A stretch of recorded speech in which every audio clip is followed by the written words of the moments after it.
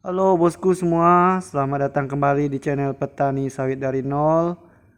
Eh, Kali ini kita berbagi pengalaman atau berbagi rahasia dalam berkebun kelapa sawit teman-teman, agar sawit kita ini cepat besar, tumbuh subur dan hijau seperti ini teman-teman. Ya paling tidak ini secara petani pemula maupun petani mandiri ini cukup memuaskan ini teman-teman, sawit kita ini. Jadi kita ingin berbagi ya pengalaman kita lah teman-teman. Ini seperti ini perkembangan sawit kita yang saat ini berusia kisaran 14 bulan ini teman-teman. Dan juga sawit yang kita tanam ini, yaitu bibit yang kita tanam ini bibit PPKS 239 ini teman-teman. Ini usia 14 bulan, sangat memuaskan, hijau, subur, dan bisa dikatakan cepat besar lah teman-teman. Yang waktu itu kita tanam teman-teman, kita tanam waktu itu di usia bibit masih sangat kecil ya teman-teman. Teman-teman bisa lihat di video di channel ini, dari awal channel ini berdiri, teman-teman bisa lihat perkembangan mulai dari tanam sawit kita ini teman-teman.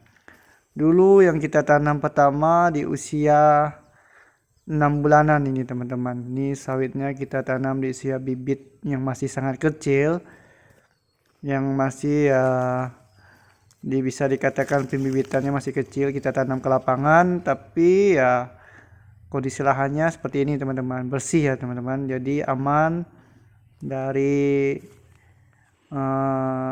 binatang pengganggu lah teman-teman. Ini sawit kita usia 14 bulan dengan jenis varietas 239 teman-teman. Ini varietas 239 yang waktu itu kita pesan bibitnya melalui aplikasi MySawit, yang langsung ke Balai Benih PPKS Medan teman-teman. Luar biasa ini teman-teman, perkembangan 14 bulan sawit kita ini. Mungkin kita berbagi lah teman-teman tipsnya teman-teman. Yang pertama memang sawit ini ya kita jagalah teman-teman buat gulma ini yang mengganggu seperti ini. Ini bonggolnya juga lumayan ini teman-teman. Perkembangannya sangat memuaskan ini bonggolnya. Ini di usia 14 bulan ini ada yang sudah mengeluarkan dompet juga teman-teman. Sudah sangat banyak lah pokok yang sudah mengeluarkan dompet, ada yang sudah kita buang juga. Dan kita juga sambil jalan-jalan nih, sambil mencari dompetnya teman-teman yang sudah keluar. Ini memang di usia 12 sampai 13 kemarin juga sudah ada yang keluar dompet teman-teman. Ini kita sambil jalan-jalan melihat perkembangan sawit kita ini. Ini kita tumpang sari dengan padi ini teman-teman. Di tahun kedua ini teman-teman, mulai dari tanam kemarin. Ini teman-teman, ini kemarin sempat kita buang bunga-bunganya yang sudah keluar teman-teman di pokok ini nih teman-teman. Luar biasa perkembangannya teman-teman. Ya kita lanjutkan tadi, yang memang tumpang sari ini kita lakukan agar memang gawangan sawit kita ini terjaga teman-teman. Jadi ya gulma di sekelilingan sawit kita juga terjaga, tidak terlalu banyak gulma, jadi perkembangan sawit kita ini bisa subur hijau seperti ini teman-teman. Seperti kebun sawit kita ini yang memang petani sawit pemula dari nol. Ya biarpun kita belajar dari nol, ya apa yang bisa kita lakukan ya sama-sama belajar lah teman-teman. Mungkin teman-teman yang banyak ilmu mengenai berkebun kelapa sawit bisa juga komen, bantu support channel ini melalui komentar juga. Teman-teman yang masih sama-sama belajar seperti kita ini ya bisalah saling sharing di kolom komentar teman-teman.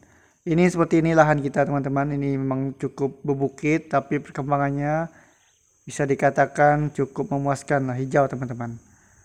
Ini di bagian bawahnya ini memang cukup hijau lah. Ini bagian atasnya teman-teman, rata-rata memang hijau, tapi di bawah ini cukup luar biasa perkembangannya, cukup memuaskan sekali teman-teman. Karena biasa di bagian lembah itu perkembangannya sangat cepat. Ini perkembangannya teman-teman, bisa dikatakan hijau-hijau, perkembangannya subur-subur. Yang pertama tadi memang gulmanya ini terjaga teman-teman, karena kita tumpang sari dengan padi selama 2 tahun teman-teman. Ini tahun kedua masih terjaga sawit kita dari gulma-gulma yang besar, tapi ini memang sempat terganggu karena kita lakukan pembakaran, lakukan penyemprotan sebelum ditanam padi. Ini memang cukup mengganggu lah teman-teman. Teman-teman bisa lihat ranting-ranting yang masih kering karena disemprot maupun dibakar api teman-teman. Ini lahan kita teman-teman cukup miring, cukup berbukit lah teman-teman, tapi perkembangannya luar biasa ini teman-teman. Ya, dari segi pemupukan sebenarnya ini standar-standar aja teman-teman. Kita juga menggunakan pupuk subsidi, yaitu urea dan NPK subsidi dan dolomit, dan juga sempat TSP juga teman-teman. Tidak begitu banyak lah pupuknya, dosisnya juga kadang 3 on, kadang juga setengah kilo teman-teman, paling maksimal setengah kilo nih teman-teman.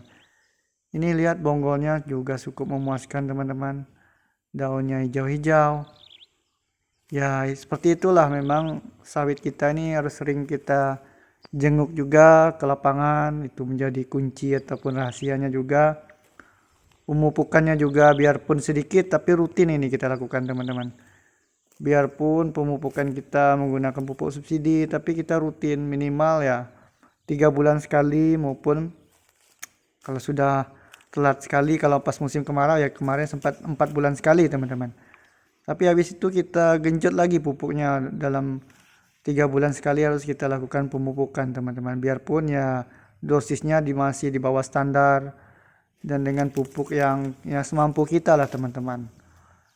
Dan ini teman-teman bisa lihat juga dari sisi jarak tanam ini teman-teman. Jarak tanamnya kita menggunakan 9x9 teman-teman. Ya karena memang ini PPKS-nya ini 239 ini pelepah panjang teman-teman.